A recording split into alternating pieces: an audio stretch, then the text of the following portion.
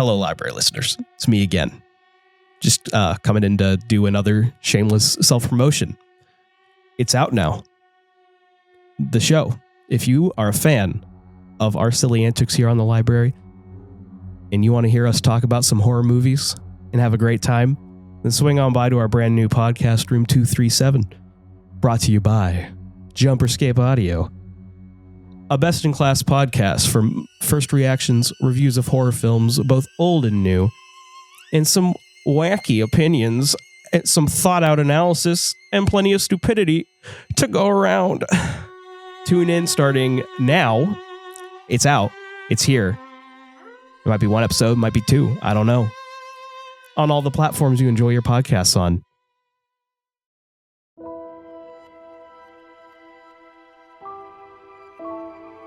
The Halo universe is filled with wonder, mystery, and fascinating discoveries around every corner.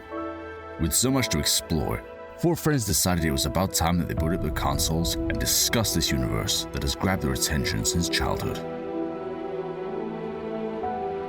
JumperScape Audio kindly welcomes you to join them in the library.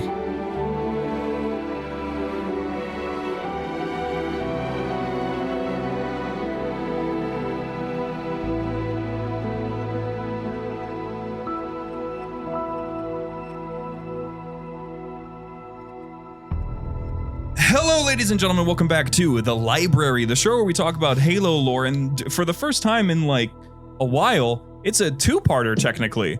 A new part to an episode that we did a while ago.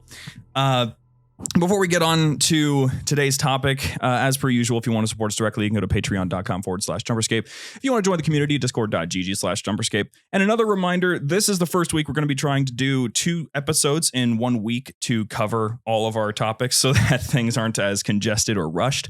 So today's episode will be about 45 minutes long as our target goal. And then later on, we're going to have another episode dropping later on this week on the usual date of Thursday to cover all of our community stuff, which you would want to be here for because apparently we got some stuff on our P.O. box, and that was something I did not think was going to happen. So it was very, I mean, I expected it, but it was it was quick. Yo, when we had that game night with Gator and all them, that's when I found out about the P.O. box. I don't know what text I missed, but I found out about our P.O. box through our Discord fans. Well, when you came in, there was 2 cardboard boxes. People have sent us stuff already. We're going to be unboxing it on the next part. On the Hey, I just minded my own business. I don't ask questions. Yes, we got something from Default, and who else was it? It's Keith. He's just Keith. Keith. Very creative. Shout out Keith. But yeah, we'll get to that on the next parts. For now, though, we have a very, very special guest, someone that I'm actually super excited to talk to, Mr. PhoenixAffliction, otherwise known as Mr. Alexander Furman. How are you doing today, good sir? Happy Monday, everybody. I am doing awesome. Weather's finally breaking over here in the Midwest. Got to go outside and play around a little bit with my little girl. So good day so far. It's fantastic. It's fantastic. Go ahead and tell us a little bit about some of the stuff that you're doing for the Halo community, because there's all sorts of stuff that I know that you're doing that I very much appreciate. I've seen most of your videos on YouTube. So go ahead, tell us a little bit about yourself. Yeah, so been a lifelong Halo fan. My first experience with Halo was way back in 2001. Like many of us, Halo Combat Evolved. My first game on the Xbox, my first console. And ever since then, LAN parties, competitions, bragging rights, that's been my life for since I was about 9 years old. And today I finally get to realize some of the projects that I've been wanting to do for a long time. So it started out with a vision, started out with Halo Defiance, and then to promote that a little bit and get the spread the word out a little bit on social media and the like. I started my TikTok channel. Shout out to Cammy Shep, who was a big influence and somebody who I've looked to for some guidance. So props to him. He's a great guy. He's got great content. He kind of spurred me into action to want to do this. So I'm on TikTok, not really as much on Facebook anymore, and I'm on YouTube as well. So eventually I want to get into long form content. Got a pretty busy life right now. Got a little one, got the job, got the wife, the whole American dream here. And so long form content is a little out of my scope right now. So I've been sticking with the shorter videos because, I'm a gamer at heart. So I love playing Halo all the time on my free time, and some other Halo ODST knockoffs, Helldivers. Playing some of that, spreading democracy lately. That is hilarious. Low-key, though, fantastic game. You're totally right. Oh, yeah. James, you got to download it tonight. I do? Yep. Yes, dude. Connor wants to play it so bad. I also want to play it. And Antonio told me that if he can run it on his POS laptop, you can run it as well. Okay. So, We have to take back Mavlon Creek. we need to send the reinforcements. They need us. That's super cool that you got all this stuff going on, though, dude. I absolutely have. Like I said, I've seen the content on YouTube. I don't use TikTok. That's my thing. I can't do it, but these guys do. So I have a problem. I just like looking at the stupid memes. That's all. It's too easy. So It is. I can tell you for a fact, though, there's always room in that long form area. So I'm really much looking forward to seeing your debut when you finally, stop playing the game and start making videos about the game. Right. It's a balance. Exactly. So obviously we're here for a reason, and that reason is you are the author of a novel called Halo Defiance. And so we have tons of questions about it. Our audience does as well. And I think a good way to start is pretty much asking you about your thoughts on the novels. What about the Halo novels turned you onto them? Like, what are your favorite elements about them? Is it the authors? Is it the style? What sort of aspects about those novels really captured your attention?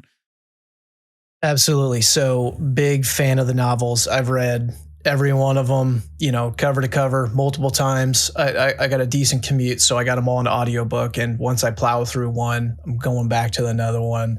And I didn't really get serious about getting into the novels until probably 2017, 2018, when I was getting into the Spartan 3s, Ghosts of Onyx and the Ferret teams and Last Light and all that. And before that, I had Mortal Dictata as a kid, not understanding that I picked up the third book in the Kilo 5 trilogy. So, and I powered through it, and I was just like, okay, that I have more questions than answers at this point, because I didn't realize as a kid. But what I love about the Halo novels is that the Halo universe is huge, right? And people, I don't think a lot of the casual players don't understand all the other things happening in the background in the game, the decisions, right? One of the first big questions that always stuck out to me between Halo 1 and Halo 2, it's like, how did he get back to Earth? Cortana explicitly stated, we don't have a slip space drive, right? And then somehow he's on Cairo Station. So that's just one example of how wide this universe is and all the things that happen in between. I love how big it is and how in depth it is. I love that almost everything has a purpose and it has a narrative behind it in some way, shape, or form. An awesome example of that, I just did a video on TJ Murphy, the pilot from Rubicon Protocol. He was in Halo 4 and nobody realized that, or Gunnery Sergeant Elena Bobrov from the recent lore drop of the Halo canon. And they have this whole awesome backstory all of a sudden. And you could do that with like any piece of Halo lore. I love it. And another aspect I like, coming from the military and sometimes a short attention span, is I like the more militaristic books with more direct action. So things like Shadows of Reach. There's a lot of military jargon in there. First Strike, that's like nonstop action. Rubicon Protocol, a lot of nonstop action. I mean, not to say I don't like all the books, but some of them, I'm going to go ahead and say it. I know this is going to be an unpopular opinion to some, but like the Cryptum, Silentium, a little bit slower. Broken Circle, a little bit slower. All the smoke and dagger stuff of Kilo 5, and I know I'm going to get some hate for that one, but I like the action-packed stuff, but I appreciate all the books. That's fantastic. And actually, I did want to ask, because this is something that I've noticed sort of being a trend with every single one of my veteran friends, was joining the military because of the influence from being a fan of Halo, or was that not a factor? Because I have one buddy who straight up joined the Marines because he thought the Marines in Halo were awesome. Well, props to him. I'd say it's a little bit of both. So neither of my parents were in the military. Both grandpas were, but that didn't really have a factor into it. I was always kind of a leader as I was growing up. Hey, what do you want to do? Oh, Alex is going to make a decision. Oh, who's team captain? Alex is team captain. It's just kind of my MO, which is being a leader. Went through officer training. When I realized I had the opportunity to go to college and then become an officer, I was going to do the enlisted route first, but then I ended up doing ROTC and doing that whole route. But I will say in college, I had a buddy. We were both pretty big into Call of Duty. Wasn't necessarily Halo, but it's Call of Duty, all guns, and that's all awesome stuff. So that's kind of how it started, was the whole Call of Duty route. But then he's like, hey man, my dad's a Marine and I want to go into, you should do it with me. And I was like, send it. I feel like that's I feel like a lot. You'd be surprised how many people went into the military because as a kid they played just a random video game and it piqued their interest. Granted, it's most of the time it's not accurate at all, but I mean I know a few people who oh yeah, I played Call of Duty when I was a kid and I thought it was badass and I just like shooting guns and that's just kind of how it went.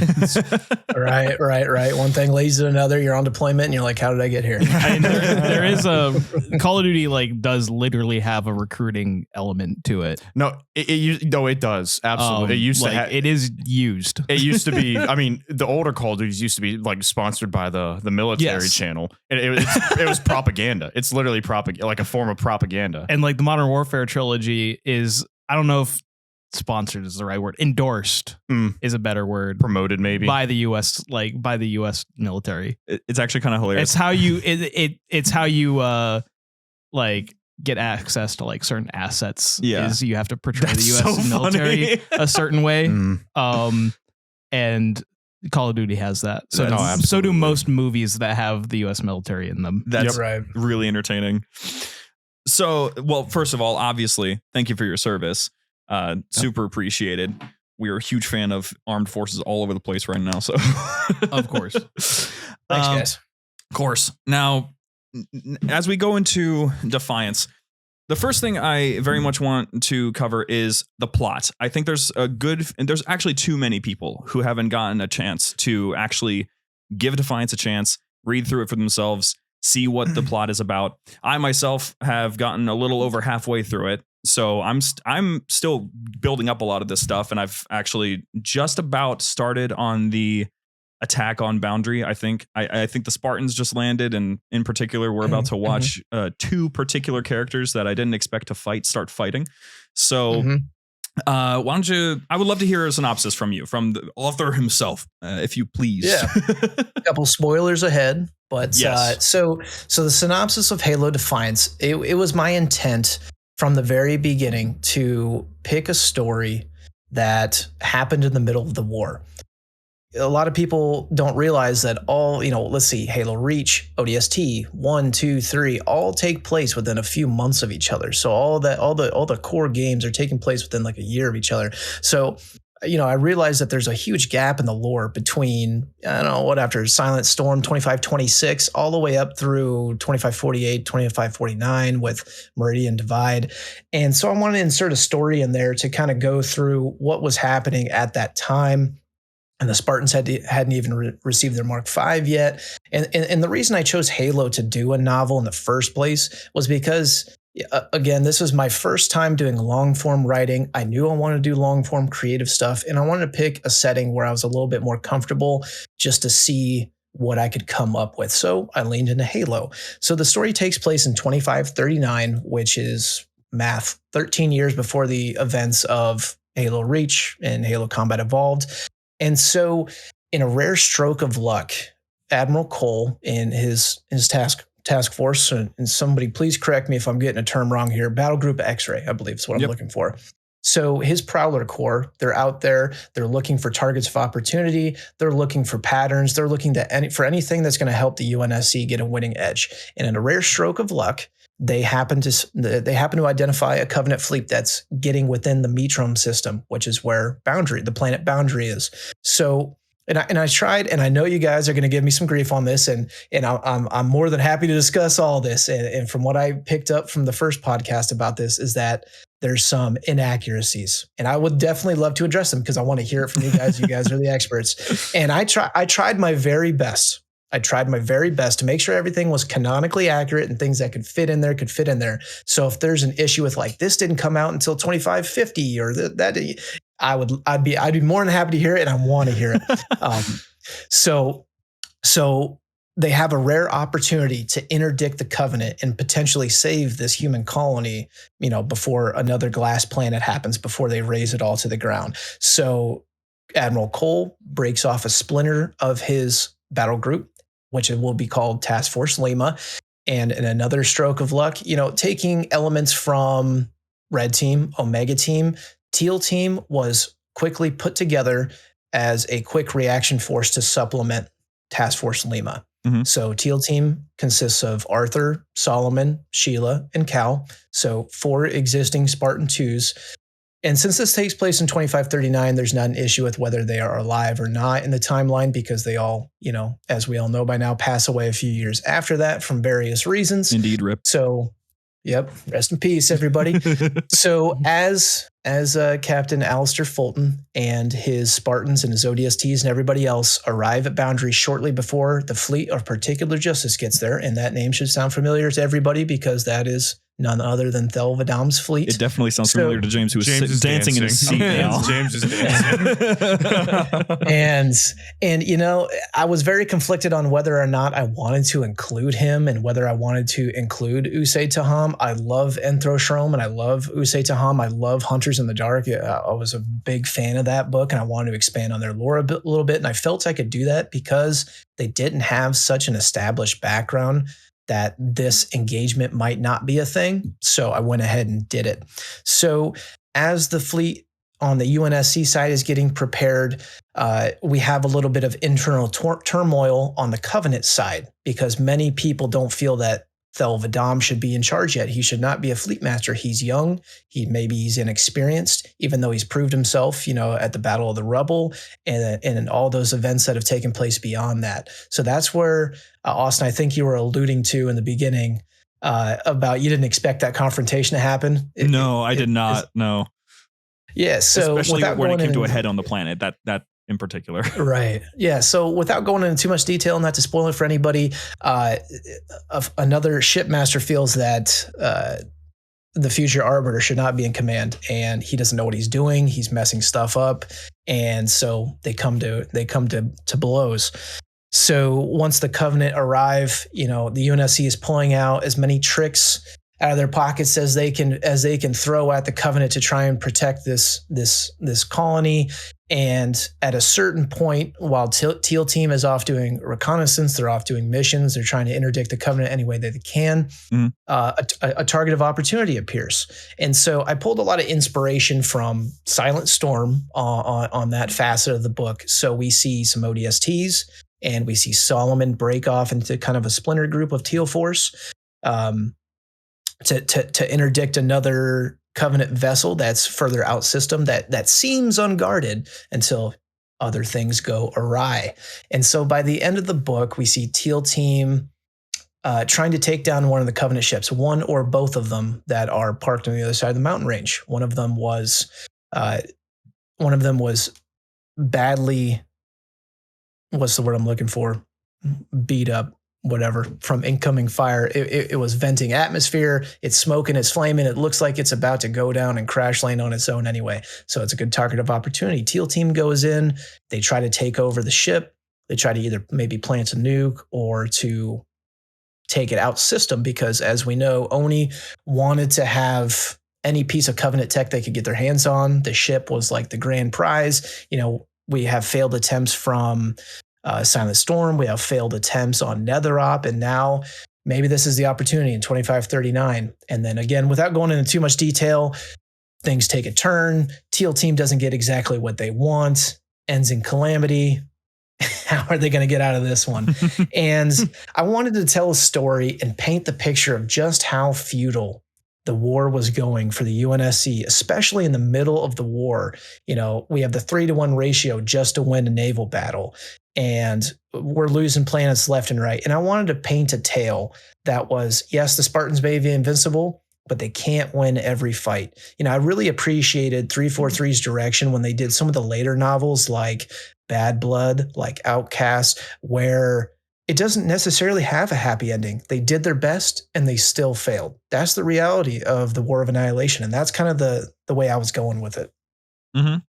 And in terms of the theme, in terms of how it feels, you definitely accomplished that much. I can say that the entire story from start to finish, it does carry the vibe of the other more military focused Halo novels. I think you did a good job of that. Keeps us centered on what is actually going on. And when we get to the ground, especially as well, I don't want to talk about it too much because I do think that there are some that very much want to read it for themselves. It does get fairly interesting. I do like the details that are thrown in, because there's one thing in particular that I liked about this novel, because I don't think I've seen it in other places. And if I may keep this in, you can tell me to edit out anything you want, but the civilian effort to protect the planet, the leaders on the planet trying to figure out how do you protect and defend the planet, but also, more importantly, prevent as much human loss as possible. Even though all you can really do is save maybe 1% of the actual population. Right. That was very much evident, and that was probably, I don't know if it was intended to be, but it was the most stressful part of the whole novel. I was just kind of sitting there reading the conversations that they were having and very much questioning. I was kind of questioning my own morality on the whole situation. I'm like, what would I do in that situation? Would I actually go out of my way to try to save as many people as possible, or would I just kind of say screw it and hope that I get as many people out as possible? And I tried to take some inspiration from Contact Harvest and Envoy, especially. And somebody asked me once, what's with the governor? Why does she just seem crazy and frazzled all the time? It's like, well, you got to put yourself in the shoes of this person. First off, they didn't expect any UNSC help. They thought that the UNSC might get there in time, and they might not. So they might have to fend for themselves. So as a governor of an entire colony who has no military experience, I mean, that's got to be a stressful time. You think of Governor Elise Gass from Envoy, where she's staying up for several days. She lost her son. She's confused. She doesn't know the whole picture, and trying to navigate that and be a leader at the same time. And Bernard Ocasio with his merchant marine fleet, just trying to do the right thing by any way possible, whether it's good enough or not, and trying to realize on paper the stressors of somebody who doesn't have an MA5B in their hands, right? They're just trying to survive. Mm-hmm. Yeah. And it's in those ways, I do enjoy that story. That is a fantastic influence to pull from. So there is, and I've said it even on the previous episode, I give you kudos for going out of your way to actually write a novel. I think there's plenty of Halo lore nerds, me included, man, that would love to write a Halo novel and have it be published, all of that stuff. That was really, really impressive. So going off of that topic, though, we get into more of the behind the scenes, what happened with Defiance, because you and I talked a little bit before we did this show, and I really want to expand upon some of the stuff that you told me, because you were blowing my mind a little bit. First and foremost, that Defiance wasn't supposed to be published. Yes. That's true. That's the truth. That's the case. That is true. And it's the God's honest truth. And I'm coming on this podcast to hopefully set the record straight a little bit. When I started this project, I had a very busy life up to that point. I was in college, and then I was in the military. Then I did grad school while being in the military. Then I got out of the military and I moved across the country, started a new job. I had no friends or family in this state. And then I ended up moving jobs again for a better job. And then we bought a house right around the time that COVID kicked off in 2020. So after all those things, my life kind of slowed down just enough that I could realize some of my dreams come true. I knew I wanted to do long form writing. I knew I wanted to set the stage in the Halo universe. And at the end of the day, I really did this project to have something in my hands, something tactile, hardcover with my name on it, to put on my bookshelf and to say, I did this. This is an accomplishment and I'm proud of it. And it wasn't until like the second half or even later because I didn't even reach out to anybody to publish this until the book was completed. I didn't like get halfway through and be like, start looking around. I did this with the intention of enriching the lore a little bit for my personal take and, building a community. I'm growing my own Discord, and I just love talking Halo. I love the Halo community, always have, always will, for better or worse. And if it made a few sales, great. If not, I can say that I did this. Yeah. Yeah. And that's completely fair. And as someone who is a member on your Discord, I can say that you do have a really nice community fostering right now. I actually am sort of shocked at how active it is, despite not having the typical, thousands of members that some of these Discords have. You actually have more activity than some of those. Well, that's the thing too. You're giving Halo is a very, very content starved community. Like canon or not, Halo is a very content starved community. So I mean, despite like what some people have to say about it, like you're giving that community something to look forward to and dive into, and there's something to be said for that. And for better or worse, you're giving people something to talk about. Yeah. exactly. You had to come in with this an open mind, and I was a little nervous. Like, I didn't realize that the community would be in such an uproar. I'm sorry, everybody. That was actually something I wanted to ask about as well. When did you find out that there were people that were saying these sort of things about the novel, talking about it in a genuinely, basically just a sort of negative light? Yeah, so, I published it. I kind of kicked off my YouTube and TikTok channel because that's what the publisher recommended, is as I lean into my social handles to garner a community, a followership, to, build up the hype, get up some sales. And I was like, well, that works out fine anyway, because, I do marketing for a job. I've got video and audio editing software, and it's like a good way to hone my professional skills while at the same time doing something that I'm passionate about. And what I'm passionate about is the niche lore. So a lot of my videos, the average gamer is probably like, what is this guy talking about? But Halo fans are like, this guy gets it, right? Like the most obscure stuff. I love obscure stuff.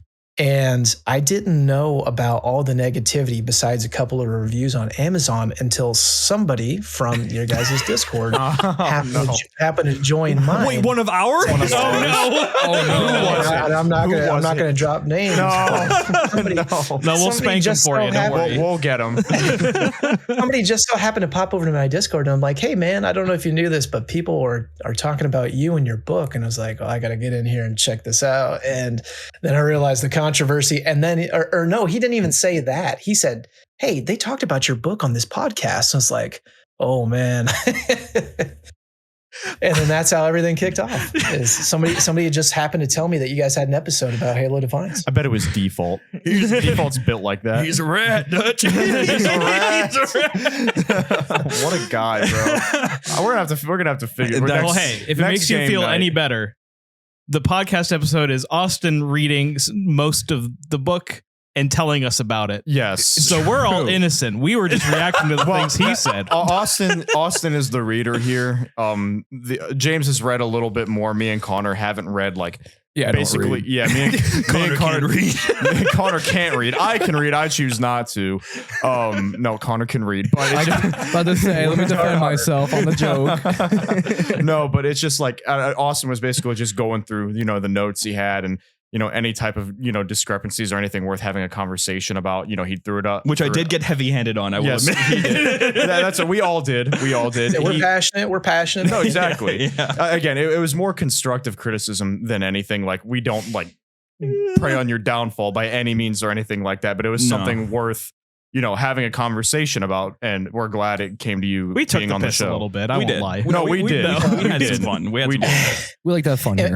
And one thing I do want to say, whether it makes any difference at all, is I made an effort to reach out and give copies of my books to my parents, to my friends, to anybody who would take a copy. And I was like, please look at this thing and just give it a once over. And nobody ever, not a sob story, all right, but nobody read it cover to cover and said, hey, you're jacked up here and you're messed up here. This makes no sense. And this didn't happen until then.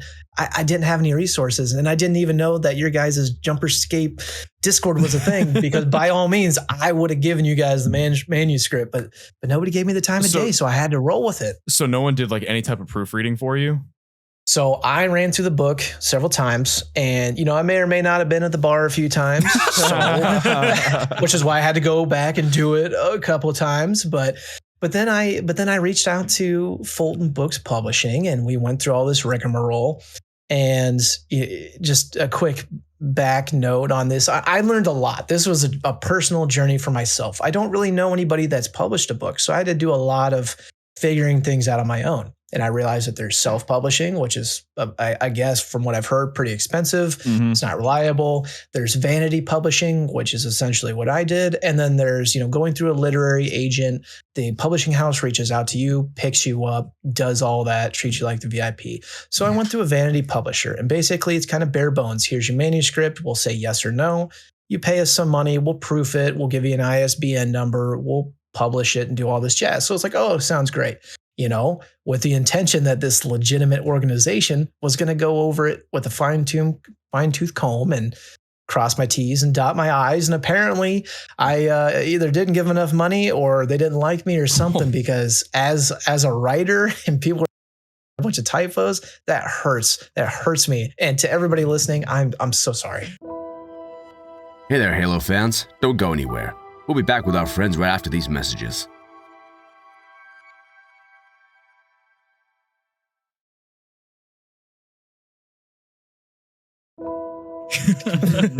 Yeah, that was the thing that I noticed, of course, in my own reading, but also in some of those reviews where there were people catching the typos, and I felt terrible reading it and seeing that, because I'm like, oh man, because that's one of the it can be a killer, is like it'll pull you right out of the story, because you're like, that word's not supposed to be there. Yeah, I started my undergrad as a journalist or journalism major, and I switched to public relations. And one of the things that always stuck with me is the first time you see somebody sees a typo in your stuff, you've lost all your credibility right there. And that just it digs deep. And part of me almost wants to do a reprint just to hunt down all those typos and grammatical errors, just to say like, hey, I'm the real deal. I don't like it. I'm sorry, everybody. I think that would go, honestly, it'd go like along, just taking that initiative would probably go like a really, really long way, if I'm being honest. For the time being. Go ahead. I was just going to say, like, people crucify people for making typos in Discord chats. So like, a published novel, people will be on. Right. Exactly. No, but I like it happens, like, but if you even went and, did something like, just going through and fixing all the grammatical errors, like, it would probably go a long way and show people that, like, you're at least willing to take the initiative to, fix a lot of things in the novel. Yeah, absolutely. I would. And there's something about the reprint, the way that it's actually like on Amazon and everything right now for you to find. I did want to ask what your feelings are on. There are a lot of people that are reporting that when they search Halo novels just by itself on Amazon, on Barnes & Noble, Google even, Halo Defiance is in the first 5 results. What are your thoughts on that? So selfishly, I think that's the coolest thing ever. My name's up there with Kelly Gay, with Troy Denning. I think that personally is the coolest thing ever, but I totally understand that people feel a little deceived, and rightly so. This isn't technically canon.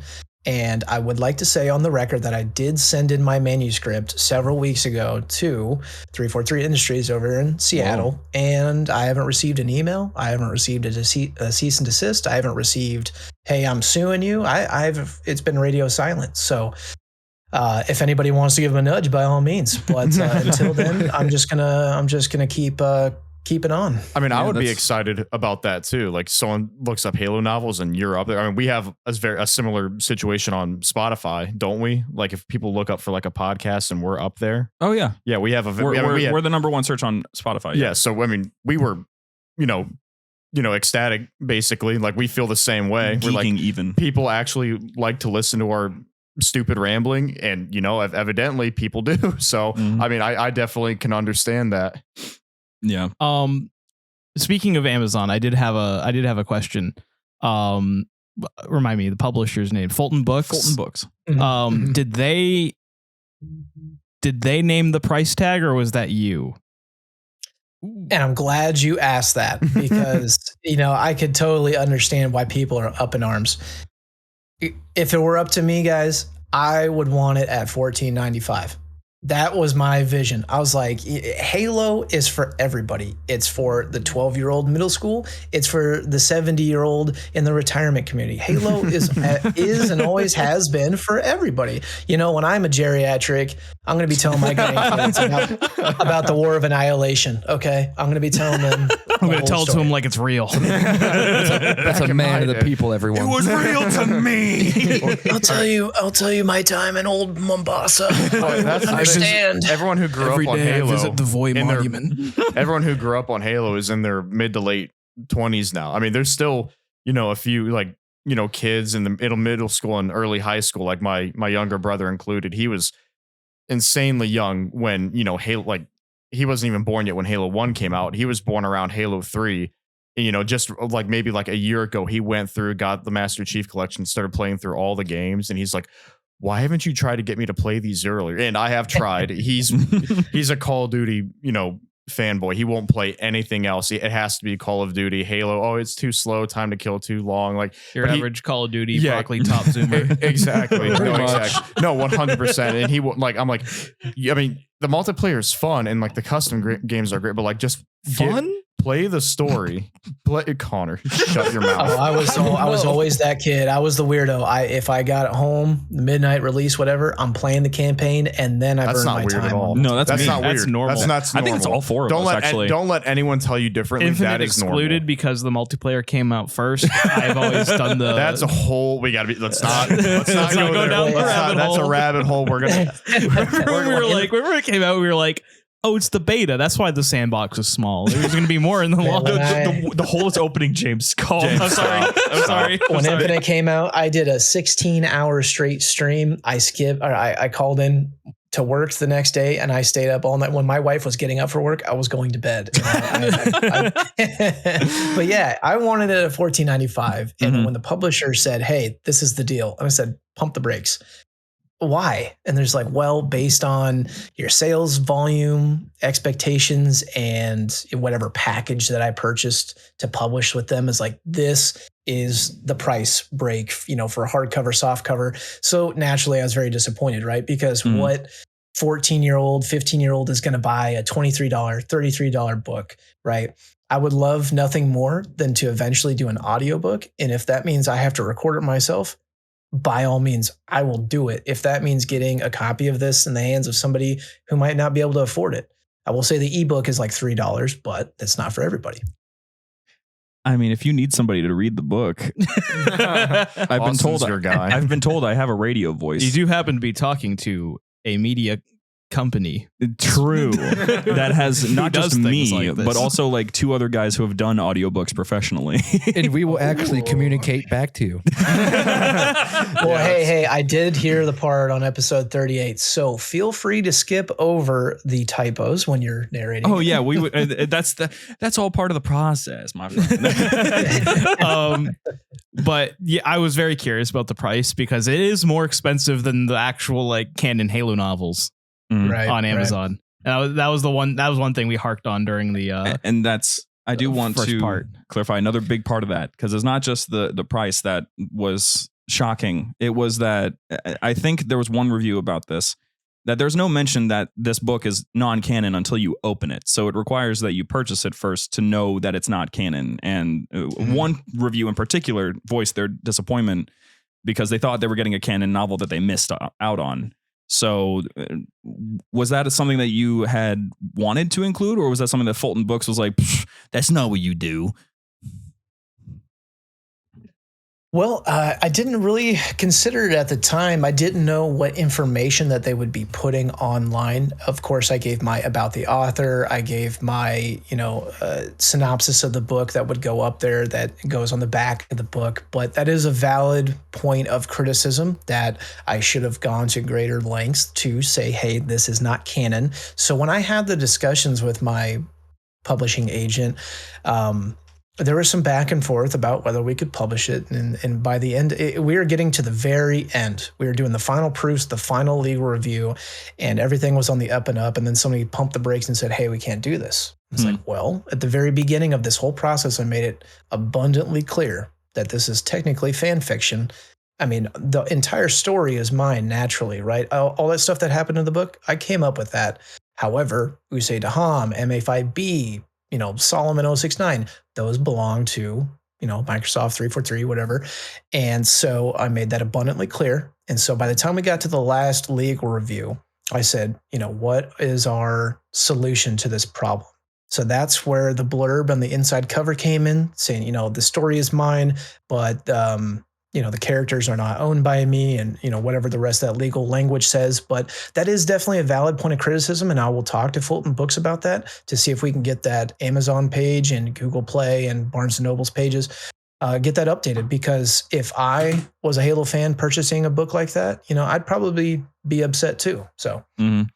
Yeah, and that was something that it was close to happening to me as well, because I was looking for Halo novels, because at the time I didn't have all of them because I was sacrilegious, and as I was looking through all of them, because my job had given me a nice little hundo gift card for Christmas, I was like, okay, well, clearly I won't use this on groceries. I'm going to use this on my books. And so I went and I found all the books that I didn't already own. And as I was searching through, I saw Defiance. I'm like, when did that drop? I don't remember any 343 hype about this one. And it took the digging to actually figure out what it really was. It didn't stop me from ordering the digital copy so I could find out, because my morbid curiosity was there. But right. Which I bought it, I kept it. So, but it was something that I think did catch a lot of folks off guard. And I sort of a fun question related to what you mentioned with Fulton Books, which in the same vein of chicken and the egg, which came first, Fulton Books or Captain Fulton? Captain Fulton. So it was just an unfortunate coincidence. It's funny. I've literally never put that together until you said that. we had a little through line. We were like, oh, did Fulton Books make them name a character after? So did we talk about so that a little on the behind the last one? scenes, I did have to do a little bit of fudging, right? So the AI's name is Alexander. Yeah, I know it's on the nose. I know, but General Michael Grant. So Michael's a random name, but Grant is my wife's maiden name. Oh, okay. My wife's name is Melissa. So Governor Melissa Huxley. Just a couple little fun ones sprinkled in there. But yes. Well, that's much nicer than naming it after the weird publisher. Yeah. That's okay. I'm happy that that's the clarification, because I was worried for a bit that they were like just at gunpoint, just, you better name one of those characters after. I know it was how much of a favor we're doing. The terms and conditions. Yeah, it was in the fine print. Well, I really don't have much else that I want to poke and prod at you on, because this is a complicated situation, and the book itself, like I said, I'm still going through it. I'm not stopping at any point. I'm not like one of those types, the reviews that I've seen where they're just like, oh, this isn't canon, I'm not reading it. I'm like, I'm still going to give you a chance. We all gave Fistful of Arrows a chance, so I'm going to at least give Defiance a chance.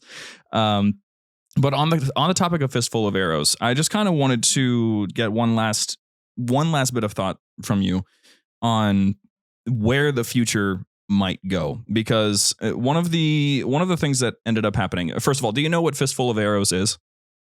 So that was a fan creation about what happened in June between Reach and the Spartan 4 program. That was all fan made, and then 343 canonized that, right?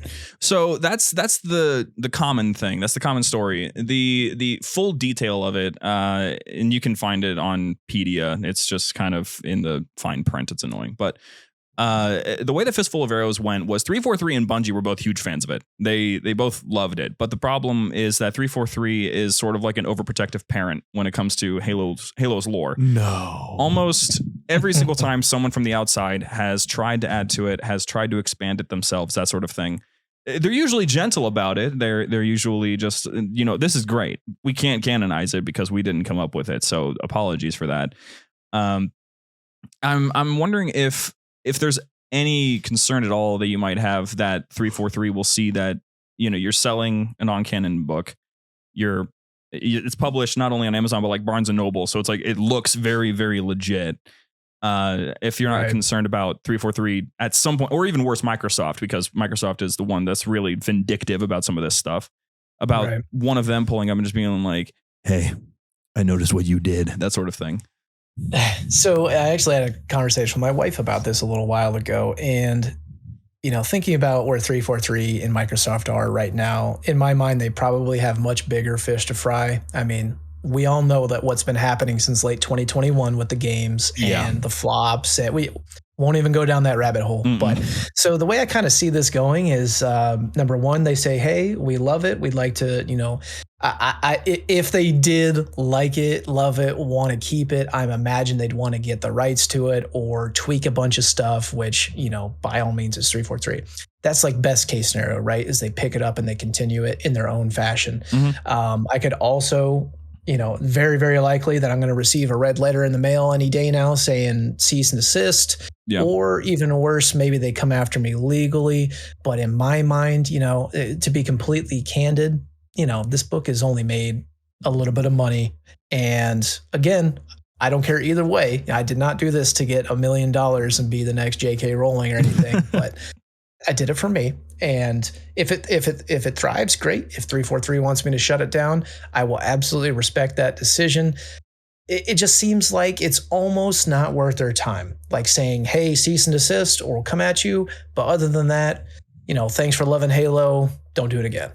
I'd imagine that'd be the worst of it. I think you'd get like a cease and desist before they like do anything overly drastic. And they do have bigger fish to fry and other things to worry about other than, nitpick at you for the book. Yeah, I don't see a grand jury in your future. I'd hope not, at least. That would cause, a little bit of uproar. That's gotta be kind of ridiculous. Headlines. Yeah. Hey. Yeah. Now, who knows? and now I'll be put on the. Sorry, go ahead. I was gonna say I won't be put on the chopping block with an energy sword. No such thing as bad publicity. Now, before we wrap, we had some questions from the community that I mentioned before. So, and none of these had to be vetted. These are all great. Our community has been very open to hearing your story and hearing about this book. So, first and foremost, we have a question from Senior Slippy Boy that asks, why did you use the characters that you did? That's a great question. And when I was world building for this setting, where I wanted to be, which planet, which fleets, which characters, which guns, I looked through the Spartan 2 roster and trying to pick a couple of characters that just didn't have a lot of story. And easy enough, Halo Legends, it just kind of came to my mind one day. I was watching the package and you got Solomon and Arthur right there. They seemed pretty badass. And then I went with Sheila because, after I was reading about Arthur and Solomon, I realized that Sheila had just come from the planet and died on the planet Mirrodem right before the package. Mm-hmm. So that tied into that. And then again, as I was watching Halo Legends, then you have the babysitter with Cal. And I knew on the team, I wanted a sniper. I wanted a leader. I wanted somebody that was more CQC, more brash, more direct action. And that's where we get Sheila from. And it kind of just evolved from there. I knew I wanted a team of Spartans because who doesn't love a team of Spartans? And then I also wanted to include ODSTs because, they are, at the end of the day, they are special forces. They do, to an extent, right, keep up with the Spartans versus like a regular UNSC Marine or soldier. Again, taking influence from Silent Storm, which is in my top 5 of all the Halo books. Good. With the whole setting at the end where they're at the what's it called? The Ring of Mighty Abundance, I believe was what it called. And how the ODSTs were hooking and jabbing with them the whole time. And I thought that was the coolest thing. So a little bit of influence from there. Awesome. All right. Next up, I promise you there's a reason why this guy's name is the way it is. Lactating Batman asks, now he's obviously a fan of Halo Legends. Which episode is his favorite? Halo Legends. Which episode is my favorite? That is a tough one. Prototype was very interesting to me because we see a little bit of the lore behind, Hrunting and Yggdrasil, if I'm saying that correctly. And again, I'll say it every day, the direct action, right? He gets into a Gundam suit and hoses down an entire Covenant army. Like, what is cooler than that? I would say either that or the package for the sole fact that we get to see more Spartans than just Blue Team or a Spartan 4 fire team, and we see, what do we see? We see the bubble shield, we see Arthur, we see Sheila, we see a ship-to-ship boarding action, we see a hand-to-hand combat between Fred and one of those elites, which I'm going to do a video on soon, but it's got everything. Yeah. Love it. I'm on